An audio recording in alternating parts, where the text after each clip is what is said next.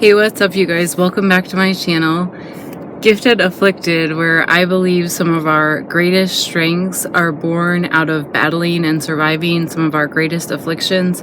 In my case, drug and alcohol addiction, among other things. And my name is Jackie. If you're new here, welcome. I'm so glad you found me.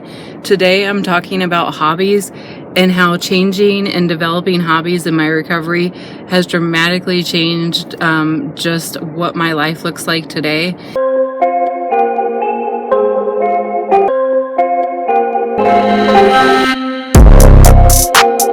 So in my early recovery, I really struggled with having a lot of free time, and I almost felt like I was a retired person because I went from go all the time, even though towards the end of my addiction, I wasn't doing anything like legally that was upstanding or respectable, but I basically was out every day I was just busy all the time, busy loading myself full of drugs, busy breaking the law so that I could provide for my habit. And when I got clean, it was like the polar opposite.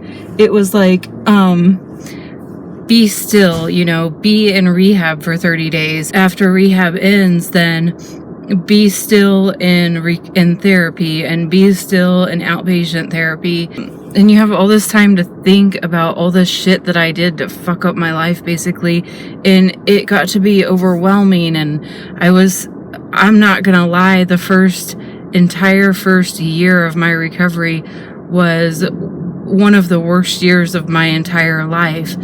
People think that you get clean, you get off drugs, and there's this straight line into sobriety and recovery. And for me and for so many other people, that is just not the case at all. There's a lot of relapses. There's a lot of reverting back to your old behaviors. There's a lot of suppressing feelings. There's a lot of I feel like I relapsed so many times just because the feelings I was feeling felt overwhelming and they felt painful, and I wasn't ready to deal with those issues and confront that and sit with the pain and sit with those uncomfortable feelings and, start apologizing to people that I had wronged and all these sort of things that are just highly awkward, highly uncomfortable, highly painful, and that I just didn't want to deal with. I was very selfish. If you could describe me back then, it was severely violent, narcissistic, self-absorbed to the core personality. I was very obsessed with myself. I was like, it was all about me. And I remember even my using friends would kind of bring me back down to earth and be like, it's not all about you, But I felt like it was, but that's just how I lived my life for so long. And so when I got sober and I was in recovery, and here I am sitting and I have all this time to sit, and now before you know it, I'm a new mom and I'm in charge of being the caretaker for my son, and I felt overwhelmed. And at the time I didn't know I was going through postpartum depression. I hope I said that right, but you probably know what I'm talking about. So I was already very, very depressed. I've been clinically diagnosed as depressed.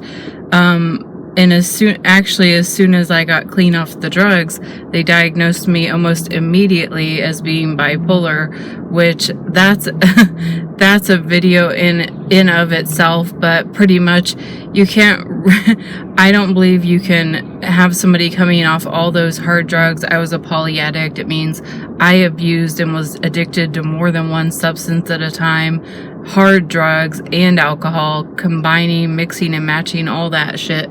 So to come off of like a variety of different substances and then all of a sudden you're completely clean, and to get diagnosed and say you're bipolar, no, I need time to come off these drugs and see how my brain operates once I get it restored in some capacity. So the thing is, when you get sober, if you're using substances like I was using, basically, I'll try to explain this in like the quickest in like the most basic way I can. And forgive me if I get some of the terminology wrong. I'm not a scientist, but there is books dedicated to this entire topic of like the science behind addiction. And basically, if you're injecting drugs like I was injecting meth into my body. I was abusing cocaine, and all of these things, they flood your brain with dopamine, and your brain naturally produces dopamine on its own. So then when you're flooding your brain with all this excess dopamine, what your brain does is the receptors that produce the receptors start to shut down that produce your dopamine, and they're like, wait, hold up, like you have too much dopamine in here, so we're gonna shut down so that we don't produce this much. There's already an overload of dopamine. So, okay, the overload of dopamine is from all the drugs that I'm ingesting. So when I stop ingesting those drugs and the drugs start to wear off, all of a sudden I'm in just like the ultimate fucking depressed state, because now not only do I not have that excess dopamine that I'm used to, but my brain is producing significantly less dopamine than other people. So I'm a new mom. Why don't I feel fucking happy? Why do I feel depressed? Why do I have visions about possibly killing my son? Why am I not feeling like myself? Why do I have visions of getting rid of this person, that's supposed to be the greatest gift I've ever been given, and everybody is like overly joyed when they're around him, and I feel nothing but almost like I feel nothing, and then at the same time I feel completely overwhelmed and just like in this dark state of mind that I couldn't seem to shake myself out of. And I felt that way when I came off of all the hard drugs too. Like I didn't want to do anything. There was days even in my addiction when I tried to kick the shit, and I wouldn't get out of bed if I didn't have any dope, and people would bring it to me because they knew that I just needed it to get out of bed. I needed it to function. If I didn't have it, I went into like a deep slumber for like 20 to 30 hours of sleep, because that's just how depressed I was, and that's how depleted I was of energy and just will, motivation, energy, everything. Depression takes such a toll on you. And these are things that I didn't know about in my early recovery. And so I just kind of want to touch a little bit on that, because if you're going through these feelings, know that you're not the only one that's felt that way, and there is a way out of it. There are natural ways that you can boost your dopamine, and that's kind of getting into the topic of the day that I'm covering, is about hobbies. Hobbies sounds like a really kind of thing, like a luxury, like, oh, that's nice, you have hobbies. Well, I don't fucking have time for hobbies. That's most people's natural reaction, but we make time for what we need, and I need hobbies. I need hobbies in my recovery. Hobbies are what saved me in my early recovery. A random scene change. I'm back home now. So in my early recovery, why hobbies saved me so much was because I would just be sitting around, and at this time in my recovery, I had moved back in with my parents. God bless my parents for helping me so much in my early recovery, because I was like the house guest from hell, pretty much. So I would be, just to paint you a picture of how ugly and imbalanced and just how selfish I was, pretty much. And I was just like a big kid that didn't want to deal with anything. I just wanted to escape all the time. Selfishly, I just wanted to escape all of the time from all of the issues and stuff that I had created.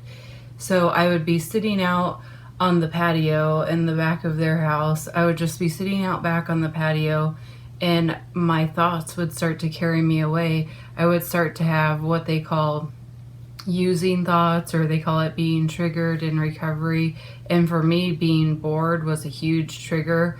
And so I would basically be thinking about using, and then I would start to entertain those thoughts, and I would start to kind of plan out my next little using escape. So I would think to myself, what did they say they were going to do today?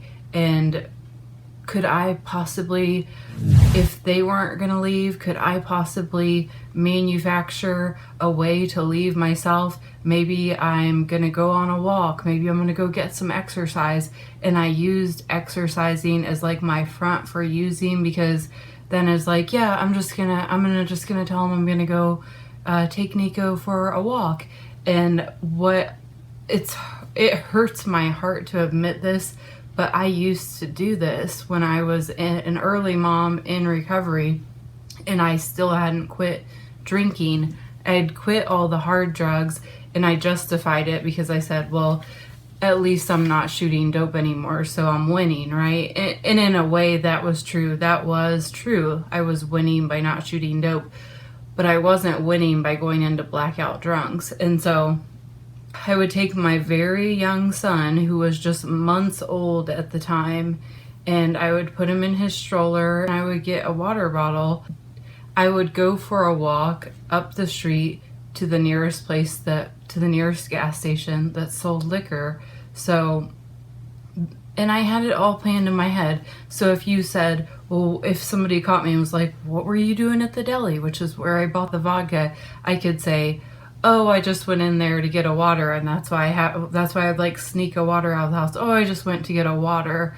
But what I really went to get was vodka. So as soon as I got out, I could tuck away somewhere for a minute. I would put the vodka bottle inside the carriage and pull it back so nobody could see the bottle.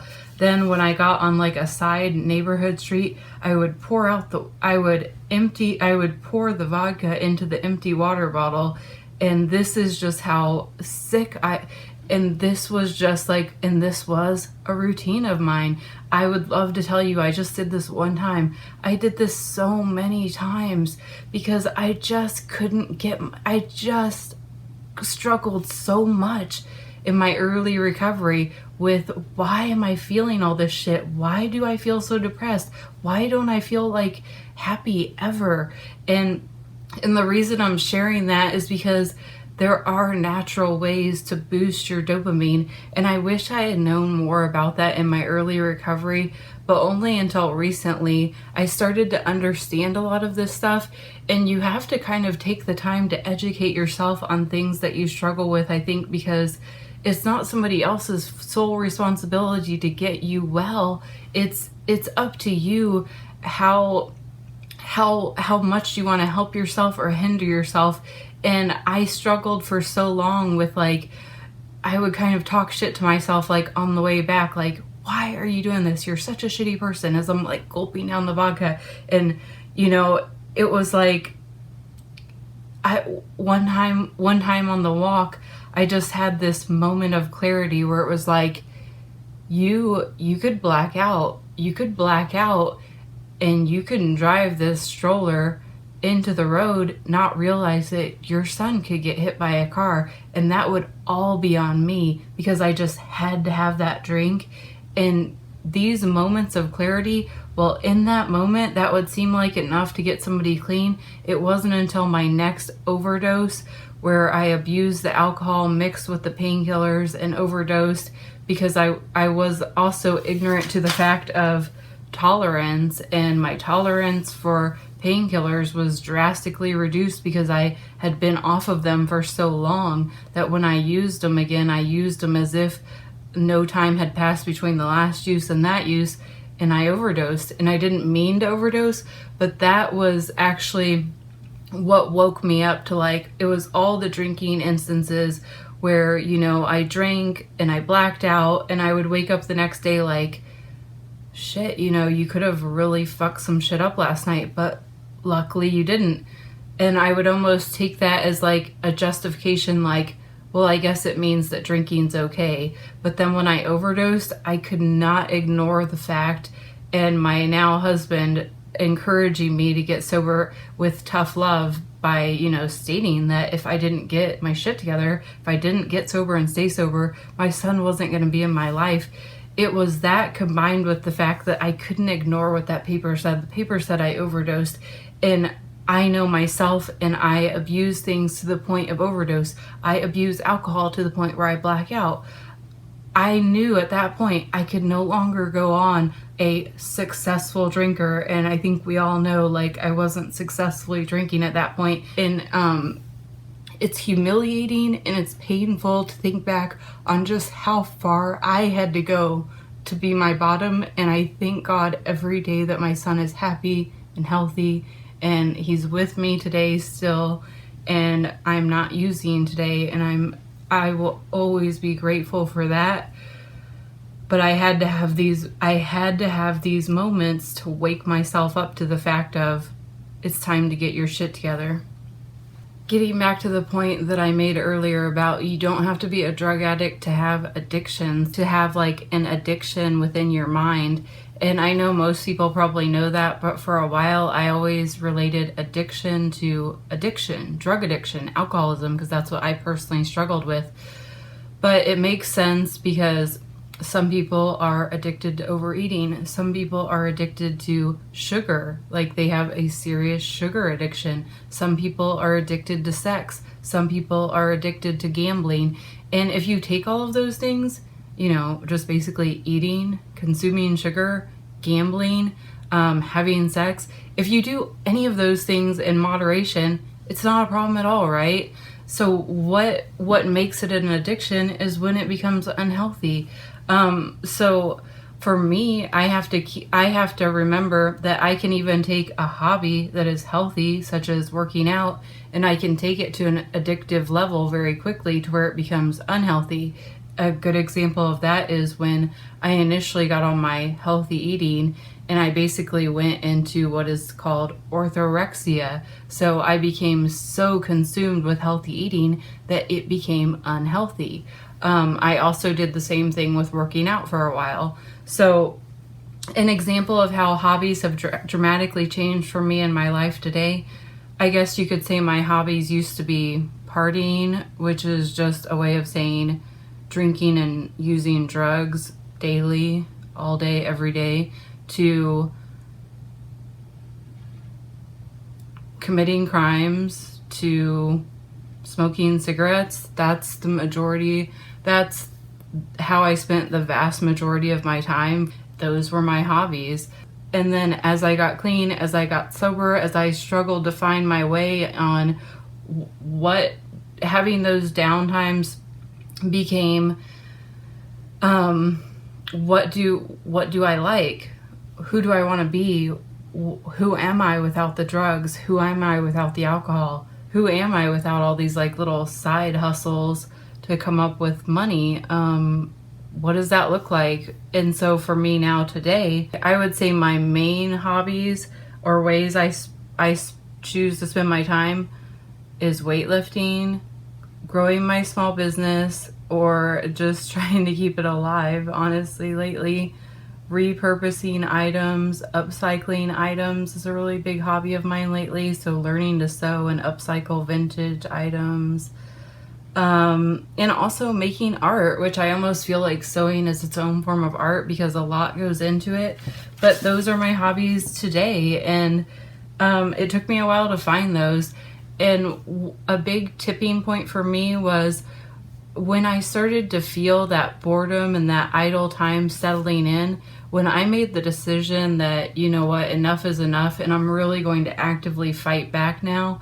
When I had those thoughts come into my mind while I was on a cigarette break, because I still continued to smoke for a really long time after I got clean, I would immediately force myself into some sort of action, a healthy action. So for me, like at the time, the easiest thing for me to do at that time was almost always make a healthy, nutritious meal or get a workout in or work out and then eat a healthy, nutritious meal.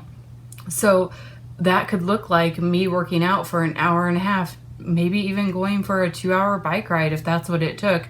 But I even had like this carriage thing that I attached to my bike and then Nico could go with me and I could have all that extra weight on my bike that I was exercising him too. And then I would like stop at the park, let him out to play, get back on. It would be like almost a 2-hour ordeal. And by the time I was done with all that, I was so exhausted.